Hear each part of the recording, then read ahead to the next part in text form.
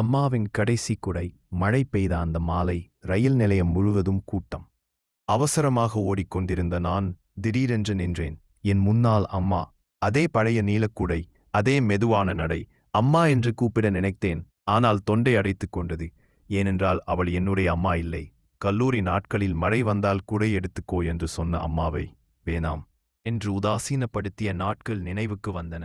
அவள் என்னை நனைக்காமல் காத்தாள். நான் அவளை கவனிக்காமல் கடந்து போனேன். இன்று அவள் இல்லை. ஆனால் அந்த குடை அவள் அன்பைப் போலவே என் நினைவுகளில் இன்னும் திறந்தே இருக்கிறது. மழைத்துளிகள் கன்னத்தில் விழுந்தபோது கண்ணீரும் கலந்து கொண்டது. அப்போது தான் புரிந்தது, அம்மா நம்மோடு இருக்கும் போல அன்பு சாதாரணமாகத் தெரியும். அவள் போன பிறகே அது வாழ்க்கையை ஏன் நினைக்கும். அம்மா பிடிக்கும் என்றால் லைக் செய்து சேனல் சப்ஸ்கிரைப் செய்து கொள்ளுங்கள்.